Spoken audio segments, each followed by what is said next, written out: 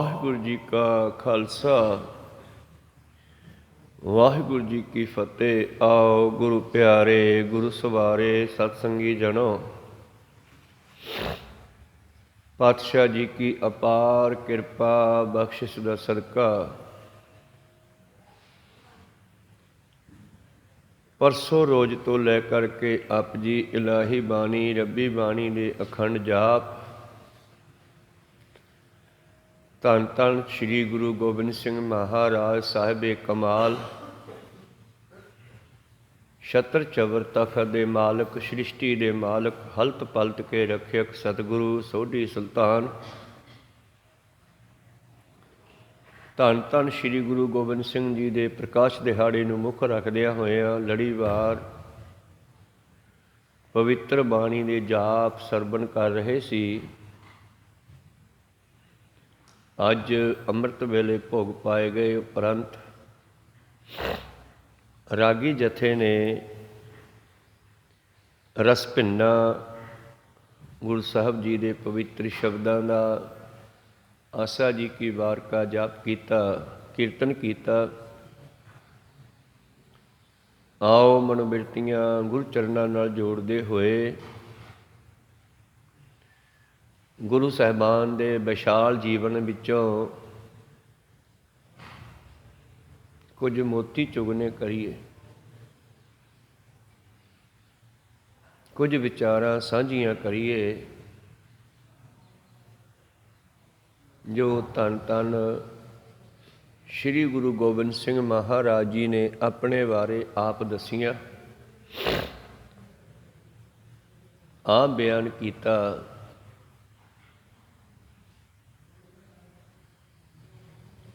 ਉਸ ਤੋਂ ਪਹਿਲਾਂ ਆਪਣੀਆਂ ਅਤੇ ਦਾਸ ਦੀਆਂ ਗੁਰੂ ਚਰਨਾਂ ਵਿੱਚ ਲਵਾਓ ਹਾਜ਼ਰੀਆਂ। ਗੁਰੂ ਕਾ ਬਖਸ਼ਿਆ ਫਤਿਹ ਦਾ ਨਾਅਰਾ ਕਰੋ ਬੁਲੰਦ ਗੱਜ ਕੇ, ਆਖੋ ਜੀ ਵਾਹਿਗੁਰੂ ਜੀ ਕਾ ਖਾਲਸਾ ਵਾਹਿਗੁਰੂ ਜੀ ਕੀ ਫਤਿਹ।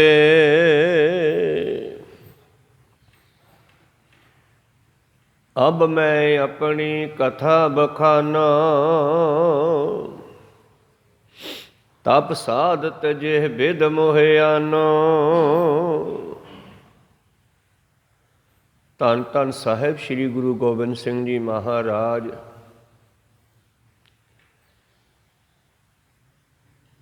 ਜੋ ਆਪਣੇ ਬਾਰੇ ਆਪ ਦੱਸਦੇ ਹਨ।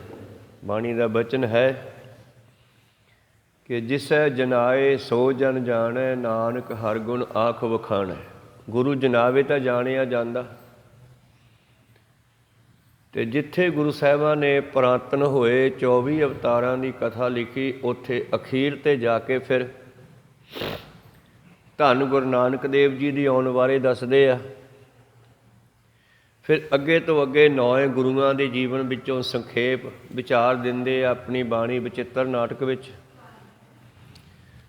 ਔਰ ਫਿਰ ਅਖੀਰ 'ਤੇ ਜਾ ਕੇ ਆਪਣੀ ਗੱਲ ਕਰਦੇ ਆ। ਹੁਣ ਮੈਂ ਤੁਹਾਨੂੰ ਆਪਣੇ ਬਾਰੇ ਦੱਸਦਾ, ਮੇਰੇ ਆਉਣ ਦਾ ਕਾਰਨ, ਕਿਉਂਕਿ ਇਤਿਹਾਸ ਦੱਸਦਾ ਹੈ ਕਿ ਧੰਨ ਧੰਨ ਸ੍ਰੀ ਗੁਰੂ ਗੋਬਿੰਦ ਸਿੰਘ ਜੀ ਮਹਾਰਾਜ ਕੋਈ ਅੱਜ ਦੇ ਨਹੀਂ ਹੈ। 3.5 ਯੁੱਗ ਤਪੱਸਿਆ ਇਹਨਾਂ ਦੀ ਪਹਿਲਾਂ ਵੀ ਆ, ਔਰ ਇਹ ਅਕਾਲ ਪੁਰਖ ਦਾ ਹੀ ਦੂਸਰਾ ਸਰੂਪ ਹੈ। ਉਸ ਨਿਰਗੁਣ ਹੈ। ਗੁਰੂ ਨਾਨਕ ਗੁਰੂ ਗੋਬਿੰਦ ਸਿੰਘ ਦੇ ਰੂਪ ਵਿੱਚ ਸਰਗੁਣ ਹੋ ਕੇ ਆ ਗਏ। ਆਪ ਨਰਾਇਣ ਕਲਾ ਧਾਰ, ਕਲਾ ਧਾਰਨਾ ਸਰੀਰ ਧਾਰਨ ਕਰਨਾ, ਸਰੀਰ ਦੀਆਂ ਸਾਰੀਆਂ ਕਲਾ ਇੰਦਰੀਆਂ ਨੂੰ ਗ੍ਰਹਿਣ ਕਰਨਾ, ਭਾਵ ਦੁਨੀਆ ਵਿੱਚ ਆਉਣਾ ਮਨੁੱਖਾ ਜਾਮਾ ਲੈ ਕੇ। ਆਪ ਨਰਾਇਣ ਕਲਾ ਧਾਰ ਜਗ ਮੈਂ ਪਰਵਰਿਓ, ਨਿਰੰਕਾਰ ਆਕਾਰ ਜੋਤ ਜਗ ਮੰਡਲ ਕਰਿਓ। ਜਿਸ ਨਿਰੰਕਾਰ ਨੇ ਇਹ ਆਕਾਰ ਰੂਪੀ ਸਰੀਰ ਬਣਾਇਆ,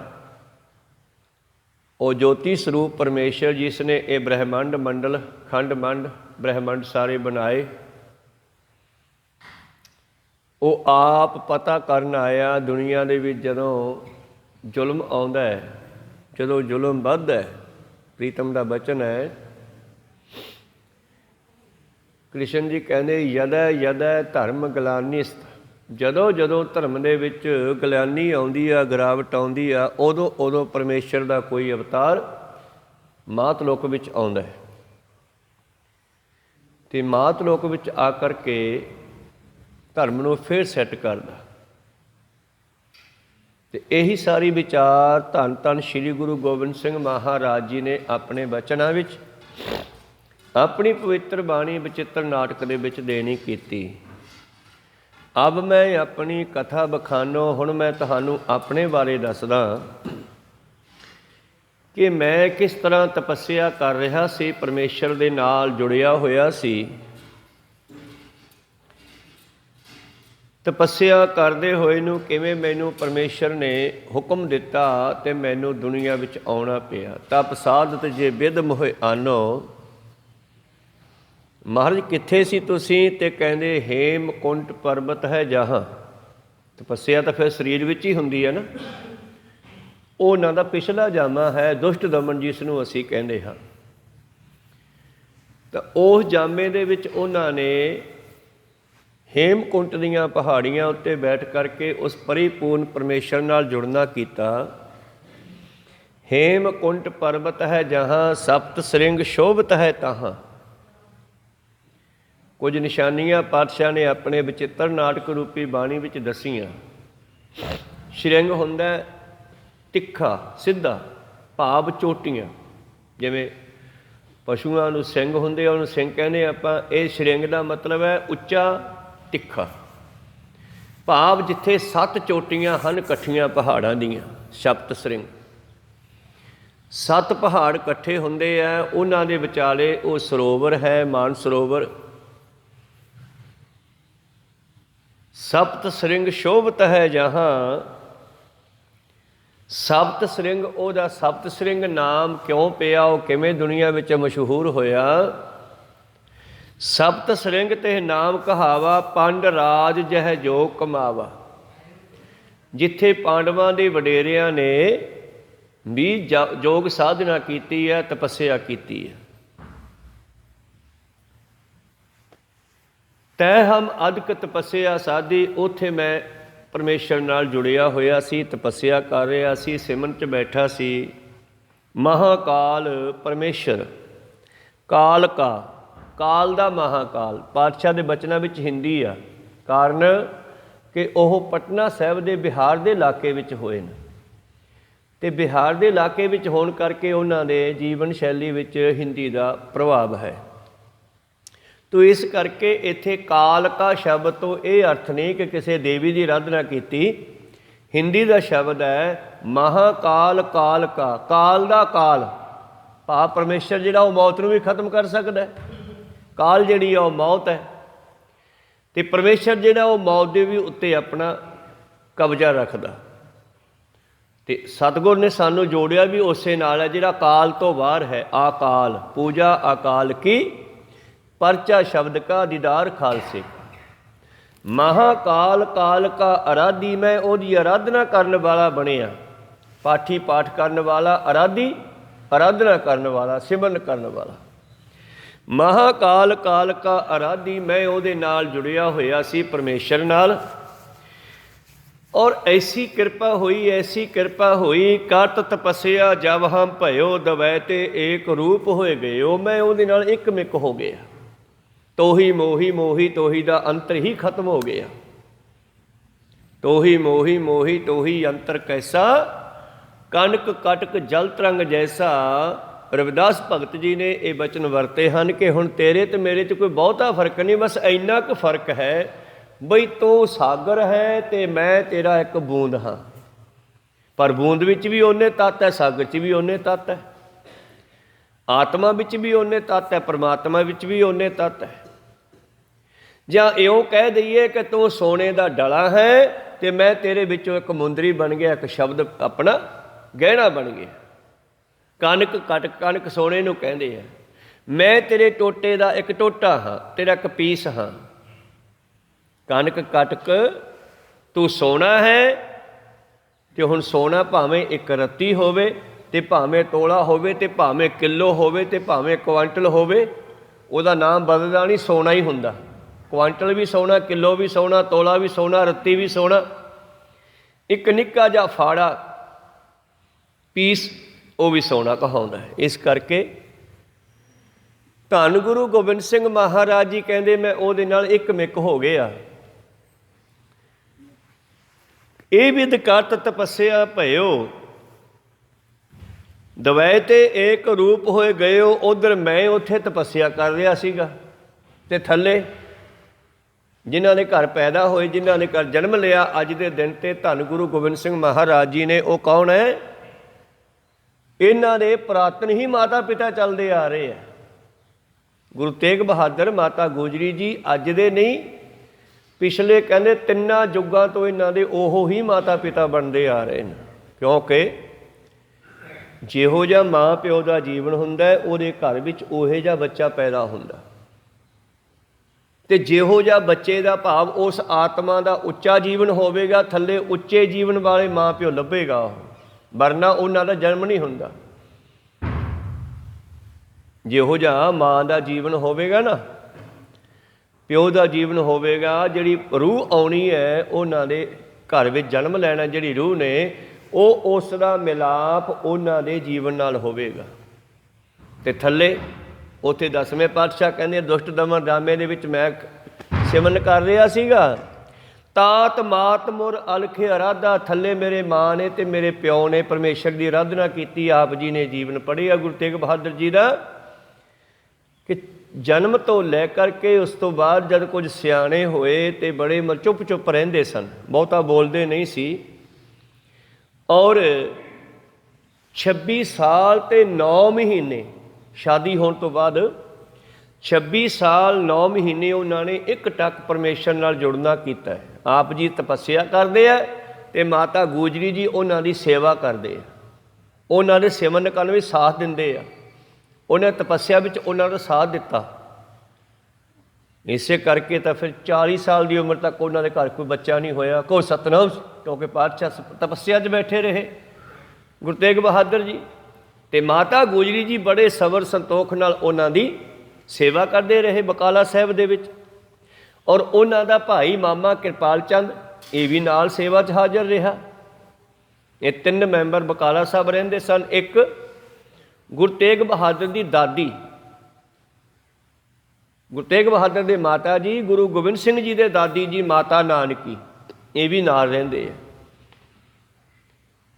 ਤਾਂ ਲੰਬਾ ਸਮਾਂ ਕਹਿੰਦੇ ਮੇਰੇ ਮਾਤਾ ਪਿਤਾ ਨੇ ਵੀ ਤਪੱਸਿਆ ਕੀਤੀ ਆ। ਤਾਤ ਮਾਤ ਮੁਰ ਅਲਖ ਅਰਾਧਾ, ਬਹੁਵਿਧ ਯੋਗ ਸਾਧਨਾ ਸਾਧਾ। ਪਰਮੇਸ਼ਰ ਨਾਲ ਜੁੜਨ ਲਈ ਬੜੀ ਸਾਧਨਾ ਕੀਤੀ। ਯੋਗ ਦਾ ਮਤਲਬ ਪੁੱਠਾ ਸਿੱਧਾ ਲਮਕਣਾ ਨਹੀਂ ਗਾ। ਯੋਗ ਦਾ ਅਰਥ ਹੈ ਜੁੜਨਾ। ਜਿਵੇਂ ਮਾਲਵੇ ਵਿੱਚ ਇੱਕ ਸ਼ਬਦ ਯੋਗ ਕਈ ਥਾਈਂ ਵਰਤਿਆ ਜਾਂਦਾ ਹੈ।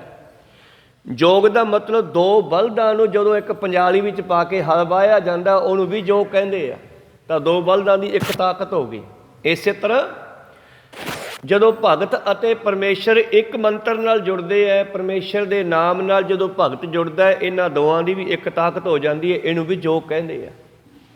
ਵੈਸੇ ਗੋਰਖਨਾਥ ਦੇ ਚੇਲਿਆਂ ਨੂੰ ਵੀ ਜੋਗੀ ਕਹਿੰਦੇ ਆ, ਕੰਨ ਪਾਟਿਆਂ ਨੂੰ। ਉਹਨਾਂ ਨੇ ਮੁੰਦਰਾ ਪਾ ਲਈਆਂ ਕੰਨ ਪਾੜ ਤੇ। ਅਸਲ ਵਿੱਚ ਯੋਗ ਦਾ ਮਤਲਬ ਹੈ ਪਰਮੇਸ਼ਰ ਨਾਲ ਜੁੜਨ ਦੇ ਲਈ। ਕਹਿੰਦੇ ਮੇਰੇ ਮਾਤਾ ਪਿਤਾ ਨੇ ਬੜੀ ਤਪੱਸਿਆ ਕੀਤੀ ਆ। ਬਹੁਵਿਧ ਯੋਗ ਸਾਧਨਾ ਸਾਧਾ, ਤਿੰਨ ਜੋ ਕਰੀ ਅਲਖ ਕੀ ਸੇਵਾ। ਅਲਖ ਪਰਮੇਸ਼ਰ ਜੋ ਲਖਿਆ ਨਹੀਂ ਜਾਂਦਾ, ਜਿਸ ਦਾ ਕੋਈ ਰੰਗ ਰੂਪ ਰੇਖ ਭੇਖ ਨਹੀਂ ਹੈ। ਜਿਹੜੀ ਉਹਨਾਂ ਨੇ ਸੇਵਾ ਕੀਤੀ ਸਿਮਰਨ ਭਜਨ ਬੰਦਗੀ ਦੇ ਨਾਲ, ਪਰਮੇਸ਼ਰ ਉਹਨਾਂ 'ਤੇ ਖੁਸ਼ ਹੋ ਗਿਆ। ਤਾਂ ਤੇ ਭਏ ਪ੍ਰਸੰਨ ਗੁਰਦੇਵਾ। ਹੁਣ ਇੱਧਰ ਥੱਲੇ ਮਾਤਾ ਪਿਤਾ ਤਪੱਸਿਆ ਵਾਲੇ ਆ, ਭਗਤੀ ਵਾਲੇ ਆ। ਉੱਧਰ ਬੱਚਾ ਭਗਤੀ ਵਾਲਾ ਹੈ। ਉੱਧਰ ਅਕਾਲ ਪੁਰਖ ਦਾ ਦੋਨਾਂ 'ਤੇ ਧਿਆਨ ਹੈ। ਤੇ ਤੀਸਰਾ, ਮਾਤ ਲੋਕ ਵਿੱਚ ਜ਼ੁਲਮ ਵੱਧ ਗਿਆ, ਜ਼ੁਲਮ ਪੈਦਾ ਹੋ ਗਿਆ। ਤੇ ਜਿਹੜਾ ਜ਼ੁਲਮ ਕਰਨ ਵਾਲਾ ਤਪੱਸਿਆ ਉਹਦੀ ਵੀ ਬਹੁਤ ਹੈ। ਔਰੰਗਜ਼ੇਬ ਮੌਕੇ ਦਾ ਰਾਜਾ, ਜਿਨ੍ਹਾਂ ਨੂੰ ਧੰਨ ਗੁਰੂ ਨਾਨਕ ਦੇਵ ਜੀ ਨੇ 7 ਕੁਲਾਂ ਦਾ ਰਾਜ ਦੇਤਾ ਸੀ ਖੁਸ਼ੀ ਵਿੱਚ ਆ ਕੇ। ਉਹਨਾਂ ਨੇ ਗੱਲ ਮੰਨ ਲਈ ਪਾਤਸ਼ਾਹ ਦੀ। ਅਹਿਮਦਾਬਾਦ ਦੇ ਕੈਦੀ ਛੱਡ ਦਿੱਤੇ, ਉਹਨਾਂ ਦਾ ਸਮਾਨ ਮੋੜ ਦਿੱਤਾ ਲੁੱਟਿਆ ਹੋਇਆ। ਸਾਧੂ ਖੁਸ਼ ਹੋ ਗਏ, ਬਾਬਾ ਨਾਨਕ ਖੁਸ਼ ਹੋ ਗਿਆ। ਕਹਿੰਦੇ ਜਾ ਤੈਨੂੰ 7 ਕੁਲਾਂ ਦਾ ਰਾਜ ਦਿੱਤਾ। ਤੇ ਮਰਦਾਨਾ ਜੀ ਕਹਿਣ ਲੱਗੇ ਮਹਾਰਾਜ ਕੀ ਕਰਤਾ ਇਹ? ਕਹਿੰਦੇ ਮੈਂ ਇਸ ਨੂੰ 7 ਕੁਲਾਂ ਦਾ ਰਾਜ ਦੇਤਾ ਬਾਬਰ ਕਿਆਂ ਨੂੰ। ਤੇ ਮਹਾਰਾਜ ਸਿੱਖਾਂ ਵਾਸਤੇ ਕੀ ਰੱਖਿਆ? ਕਹਿੰਦੇ ਕੋਈ ਗੱਲ ਨਹੀਂ, 7 ਸੀਸ ਲਾ ਕੇ ਲੈਣਾ ਪੈਣਾ, ਹੁਣ ਇੱਦਾਂ ਨਹੀਂ ਮਿਲਣਾ ਵਾਪਸ।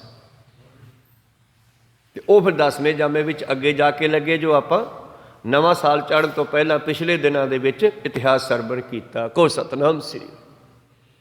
ਕਮਾਲ ਦੀ ਗੱਲ ਹੈ, ਜਦੋਂ ਸਾਡਾ ਨਵਾਂ ਸਾਲ ਸ਼ੁਰੂ ਹੁੰਦਾ ਤਾਂ ਗੁਰੂ ਗੋਬਿੰਦ ਸਿੰਘ ਜੀ ਦੇ ਪ੍ਰਕਾਸ਼ ਨਾਲ ਸਮਾਪਤੀ ਹੁੰਦੀ ਹੈ ਤੇ ਪਰਿਵਾਰ ਦੀ ਸਮਾਪਤੀ ਨਾਲ। ਕਹੋ ਸਤਨਾਮ ਸ੍ਰੀ। ਕਮਾਲ ਦੀ ਗੱਲ, ਕੈਸਾ ਸੰਯੋਗ ਬਣਿਆ ਹੈ। ਜਦ ਸਾਲ ਸਮਾਪਤ ਹੁੰਦਾ ਹੈ ਤੇ ਗੁਰੂ ਗੋਬਿੰਦ ਸਿੰਘ ਜੀ ਦਾ ਸਾਰਾ ਪਰਿਵਾਰ ਵਾਰਿਆ ਜਾਂਦਾ ਹੈ। ਸ਼ੁਰੂਆਤ ਹੁੰਦੀ ਹੈ ਤੇ ਗੁਰੂ ਗੋਬਿੰਦ ਸਿੰਘ ਜੀ ਦਾ ਪ੍ਰਕਾਸ਼ ਹੁੰਦਾ ਹੈ। ਕਹੋ ਸਤਨਾਮ ਸ੍ਰੀ। ਖੈਰ ਚਲੋ, ਇਹ ਸੰਯੋਗ ਆ। ਧੰਨ ਗੁਰੂ ਗੋਬਿੰਦ ਸਿੰਘ ਜੀ ਕਹਿੰਦੇ ਥੱਲੇ ਮੇਰੇ ਮਾਤਾ ਪਿਤਾ ਨੇ ਤਪੱਸਿਆ ਕੀਤੀ, ਉੱਧਰ ਮੈਂ ਤਪੱਸਿਆ ਕੀਤੀ, ਤੇ ਇੱਧਰ ਤੀਜਾ ਪਰਮੇਸ਼ਰ ਨੂੰ ਲੋੜ ਪਈ ਜ਼ੁਲਮ ਨੂੰ ਖਤਮ ਕਰਨ ਵਾਸਤੇ।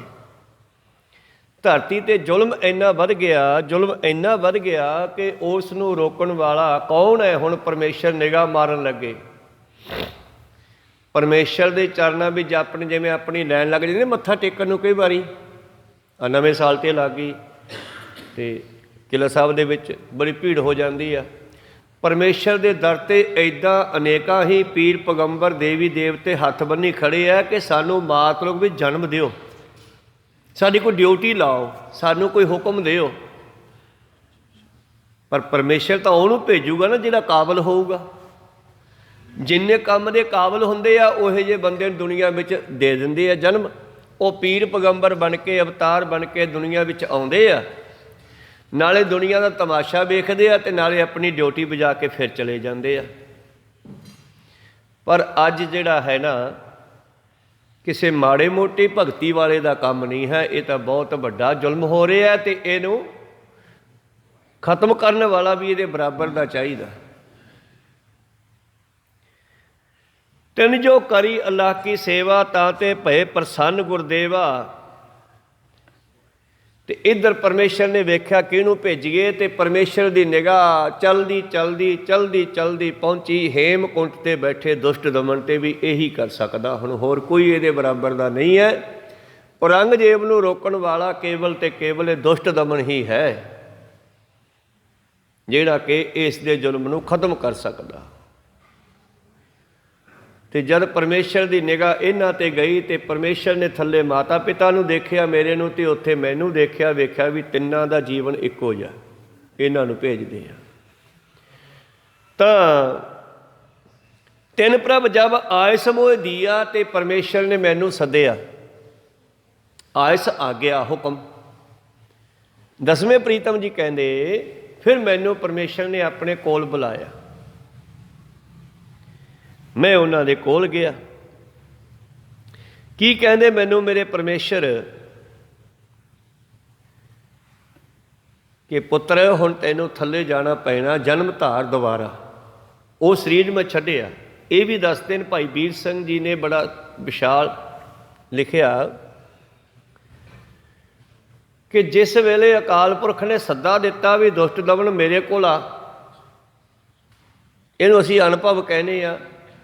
ਕਈ ਵਾਰੀ ਅਣਜਾਣਤਾ ਕਰਕੇ ਅਸੀਂ ਸੁਪਨਾ ਵੀ ਕਹਿ ਦਿੰਦੇ ਹਾਂ। ਅਤੇ ਕਹਿੰਦੇ ਜਿਸ ਵੇਲੇ ਉਹ ਹੁਕਮ ਥੱਲੇ ਦੁਸ਼ਟ ਦਮਨ ਨੇ ਹੇਮਕੁੰਡ ਦੀ ਪਹਾੜੀ 'ਤੇ ਬੈਠੇ ਸੁਣਿਆ ਨਾ, ਇਹਨਾਂ ਦੇ ਨਾਲ 7 ਫਕੀਰ ਹੋਰ ਤਪੱਸਿਆ ਕਰਦੇ ਸੀ ਉੱਥੇ। ਕੋਈ ਮੁਹੰਮਦ ਨੂੰ ਮੰਨਣ ਵਾਲਾ ਸੀ, ਕੋਈ ਕ੍ਰਿਸ਼ਨ ਨੂੰ, ਕੋਈ ਰਾਮ ਨੂੰ, ਇਹਨਾਂ ਪਿਛਲੇ ਹੋਇਆ ਅਵਤਾਰਾਂ ਨੂੰ ਪੂਜਣ ਵਾਲੇ। ਇਹ ਸਾਰੇ ਕਹਿੰਦੇ ਦੁਪਹਿਰੇ ਇਕੱਠੇ ਹੁੰਦੇ ਸਨ। ਅੱਜ ਵੀ ਹੇਮਕੁੰਡ ਸਾਹਿਬ ਸਰੋਵਰ ਦੇ ਵਿਚਾਲੇ ਜਿਹੜਾ ਪੱਥਰ ਪਿਆ ਨਾ, ਉਹਦੇ ਵਿੱਚ ਟੋਹਾ ਇੱਦਾਂ ਦਾ ਬਣਿਆ ਹੋਇਆ ਜਿਵੇਂ ਕੋਈ ਲੰਬਾ ਸਮਾਂ ਉੱਤੇ ਬਹਿੰਦਾ ਰਿਹਾ ਹੋਵੇ, ਘਸ ਘਸ ਕੇ ਇੰਨਾ ਡੂੰਘਾ ਹੋ ਗਿਆ ਟੋਹਾ। ਸਾਡੀ ਪਿੱਠ ਦੀ ਨਿਆਈ ਉਹਦੇ ਵਿੱਚ ਨਿਸ਼ਾਨ ਬਣ ਗਿਆ। ਕਹੋ ਸਤਨਾਮ ਸ੍ਰੀ। ਅਤੇ ਉੱਥੇ ਸੀਗੀਆਂ ਗੁਫਾਵਾਂ, ਅਤੇ ਗੁਫਾਵਾਂ ਦੇ ਵਿੱਚ 7 ਰਿਸ਼ੀ ਕਹਿੰਦੇ ਹੋਰ ਰਹਿੰਦੇ ਸਨ, ਜਿਹੜੇ ਦੁਪਹਿਰੇ ਇਕੱਠੇ ਹੁੰਦੇ ਸਨ ਧੁੱਪ ਨਿਕਲੀ ਤੋਂ, ਅਤੇ ਰਾਤ ਨੂੰ ਆਪਣੀਆਂ ਗੁਫਾਵਾਂ ਵਿੱਚ ਜਾ ਕੇ ਭਜਨ ਕਰਦੇ। ਜਦੋਂ ਕਹਿੰਦੇ ਸਾਰੇ ਇਕੱਠੇ ਹੋਏ ਨਾ, ਅਤੇ ਦੁਸ਼ਟ ਦਮਨ ਜੀ ਕਹਿੰਦੇ ਮੈਂ ਉਹਨਾਂ ਨੂੰ ਕਿਹਾ ਵੀ ਯਾਰ ਰਾਤ ਮੈਨੂੰ ਇੱਦਾਂ ਫੀਲ ਹੋਇਆ ਜਿਵੇਂ ਮੈਨੂੰ ਪਰਮੇਸ਼ਰ ਬੁਲਾ ਰਿਹਾ ਹੈ।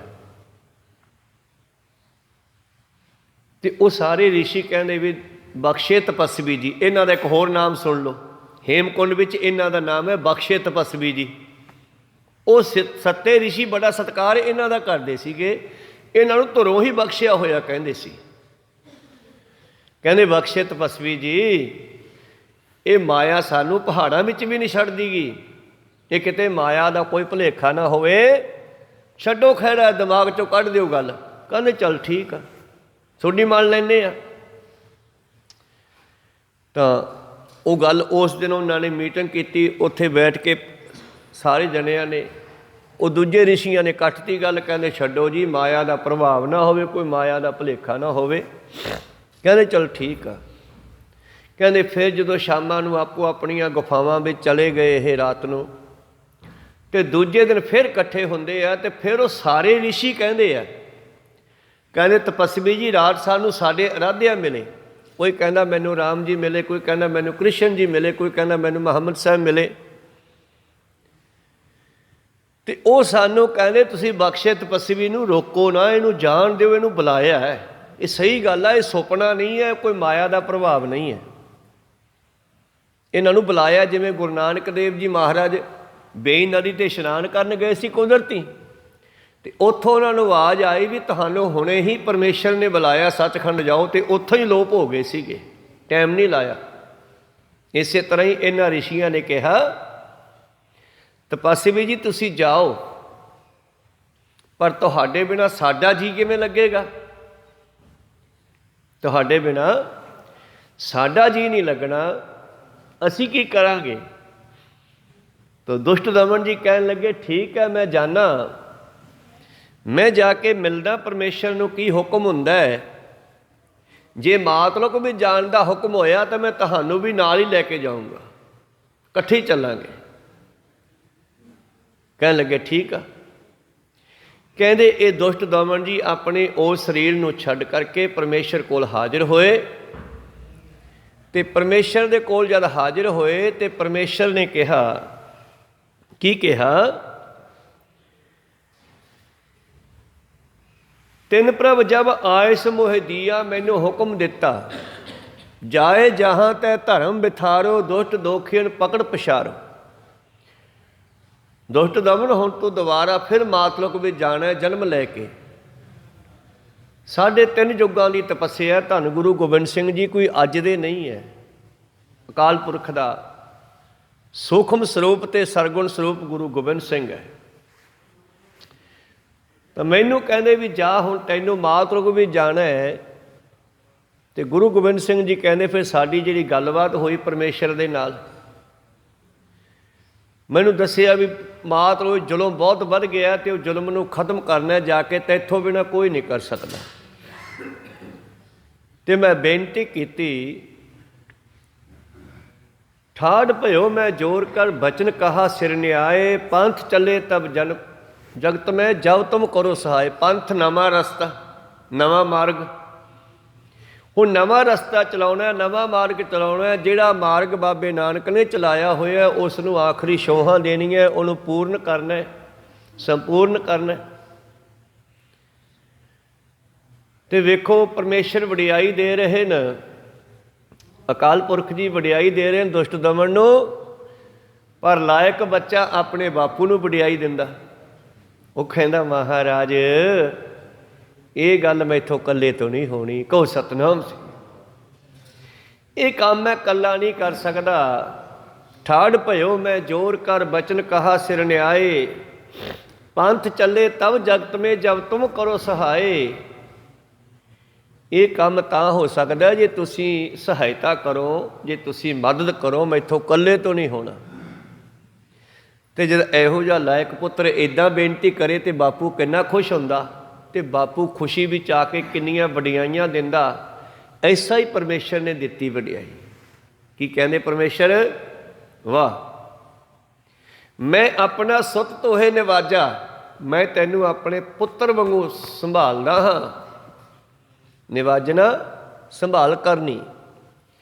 ਮੈਂ ਆਪਣਾ ਸੋ ਤੋਹੇ ਨਿਵਾਜਾ, ਪੰਥ ਪਰਚੁਰ ਕਰਬੇ ਕੋ ਸਾਜਾ। ਮੈਂ ਤੈਨੂੰ ਸਾਜਿਆ, ਤੈਨੂੰ ਸਾਜਿਆ, ਤੈਨੂੰ ਬਣਾਇਆ, ਤੈਨੂੰ ਪੈਦਾ ਹੀ ਇਸੇ ਕਰਕੇ ਕਰਦਾ ਹਾਂ ਧਰਮ ਨੂੰ ਵਾਰ-ਵਾਰ ਕਾਇਮ ਕਰਨਾ ਪੈਂਦਾ। ਇਸੇ ਗੱਲ ਨੂੰ ਭੱਟਾਂ ਨੇ ਬਾਣੀ ਵਿੱਚ ਲਿਖਿਆ ਨਾ,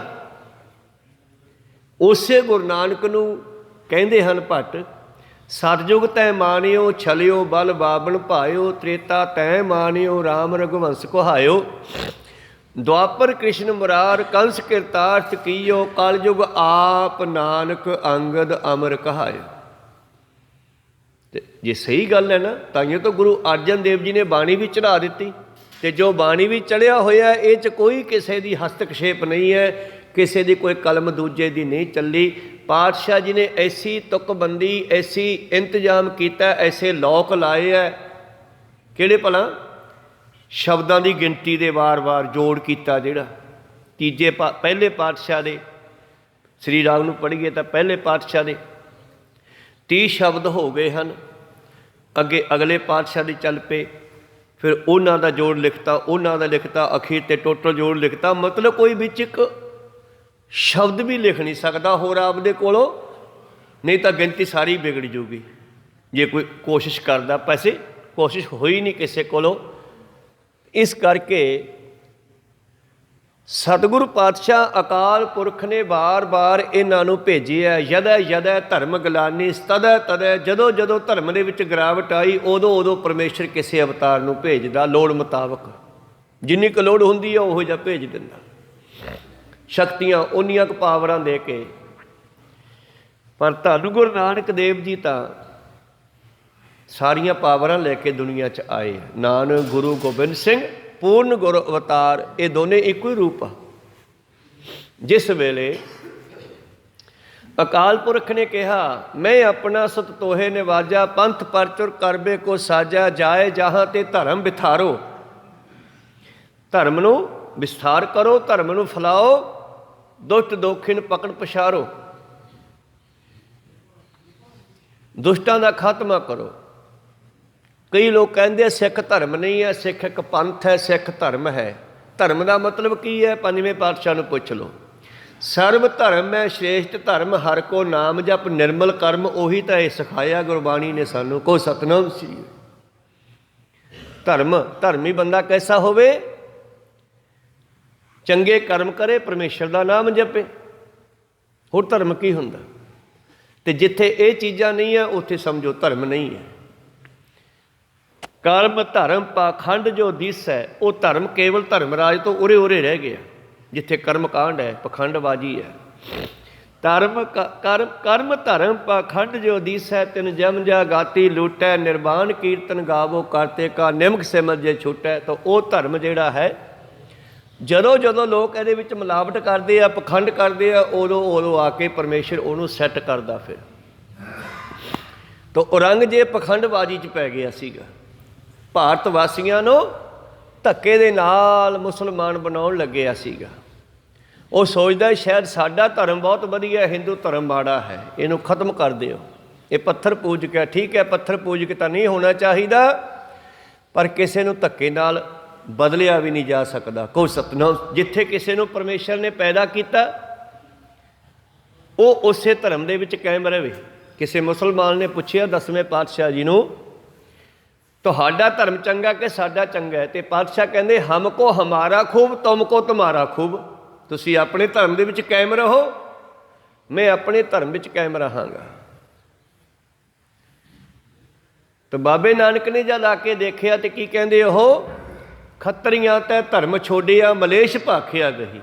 ਜਿਹੜੇ ਖੱਤਰੀ ਭਾਵੇਂ ਹਿੰਦੂ ਮੱਤ ਵਾਲੇ ਸੀ, ਉਹ ਮੁਸਲਮਾਨੀ ਮੱਤ ਦੇ ਜਿਹੜੇ ਸੀਗੇ ਰੀਤੀ ਰਿਵਾਜ, ਉਹਨਾਂ ਨੂੰ ਗ੍ਰਹਿਣ ਕਰਕੇ ਬੈਠ ਗਏ। ਕਹੋ ਸਤਿਨਾਮ। ਆਪਣੇ ਧਰਮ ਦੇ ਵਿੱਚੋਂ ਬਾਹਰ ਨਿਕਲ ਗਏ। ਸ੍ਰੇਸ਼ਟ ਸਾਹਿਬ ਇੱਕ ਵਰਨ ਹੋਈ, ਧਰਮ ਕੀ ਗੱਤ ਰਹੀ। ਧਰਮ ਖੜ ਗਿਆ, ਸਾਰੀ ਦੁਨੀਆ ਜਿਹੜੀ ਹੈ ਹੋਰ ਹੀ ਉਲਟ ਪੁਲਟ ਹੁੰਦੀ ਜਾ ਰਹੀ ਹੈ। ਜਿਵੇਂ ਔਰੰਗਜ਼ੇਬ ਨੇ ਸਾਰਿਆਂ ਨੂੰ ਮੁਸਲਮਾਨ ਬਣਾਉਣਾ ਸ਼ੁਰੂ ਕੀਤਾ। ਤੇ 10ਵੇਂ ਪਾਤਸ਼ਾਹ ਇਸ ਫੁੱਲ, ਆ ਕਿੰਨੇ ਫੁੱਲ ਲੱਗੇ ਆ। ਹੁਣ ਜੇ ਸਾਰਿਆਂ ਦਾ ਇੱਕੋ ਹੀ ਰੰਗ ਹੋਵੇ ਤਾਂ ਜੱਚਦਾ ਜਾਣੀ, ਸਾਰੇ ਰੰਗ ਬਰੰਗੇ ਆ। ਤੇ 10ਵੇਂ ਪਾਤਸ਼ਾਹ ਜੀ ਸੰਸਾਰ ਨੂੰ ਰੰਗ ਬਰੰਗੀ ਫੁਲਵਾੜੀ ਕਹਿੰਦੇ ਆ। ਬੰਗ ਕੇ ਬੰਗਾਲੀ ਹੈ ਕਿ ਦਿੱਲੀ ਕੇ ਦਿਲਵਾਲੀ ਹੈ, ਸਭ ਤੇਰੀ ਆਗਿਆ ਵਿੱਚ ਚਲਤ ਹੈ। ਉਹ ਸ਼ਬਦ ਦੇ ਵਿੱਚ ਸਾਰੇ ਭਾਰਤ ਵਰਸ਼ ਦੇ ਸੂਬਿਆਂ ਨੂੰ ਗਿਣਦੇ ਆ ਪਾਤਸ਼ਾਹ। ਕੋਈ ਕਿਤੋਂ ਦਾ ਵੀ ਹੈ, ਸਾਰੇ ਸੂਬਿਆਂ ਨੂੰ, ਸਾਰੇ ਦੇਸ਼ਾਂ ਨੂੰ ਗਿਣ ਕੇ, ਸਾਰੇ ਦੇਸ਼ ਦੇ ਦੇਸ਼ਾਂ ਨੂੰ ਗਿਣ ਕੇ, ਸੰਸਾਰ ਨੂੰ ਗਿਣ ਕੇ, ਫਿਰ ਅਖੀਰ ਤੇ ਕਹਿੰਦੇ ਆ ਸਾਰੇ ਤੇਰੇ ਹੁਕਮ ਤੋਂ ਵਿੱਚ ਹਨ, ਕੋਈ ਤੇਥੋਂ ਬਾਹਰ ਨਹੀਂ ਜਾ ਰਿਹਾ। ਸੋਲਰ ਦੀ ਪੌੜੀ ਵਿੱਚ ਬਾਬੇ ਨਾਨਕ ਨੇ ਇਹੀ ਗੱਲ ਕਹੀ ਆ, ਤੈਨੂੰ ਗਾਉਣ ਵਾਲੇ ਕਿੰਨੇ ਆ, ਹੋਰ ਕੇਤੇ ਗਾਵਣ ਸੇ ਮੈਂ ਚਿਤ ਨ ਆਵਣ, ਨਾਨਕ ਕਿਆ ਵਿਚਾਰੇ। ਇੰਨੇ ਕੁ ਜਿੰਨੇ ਕੁ ਮੈਂ ਦੇਖੇ, ਉਹਨੇ ਕੁ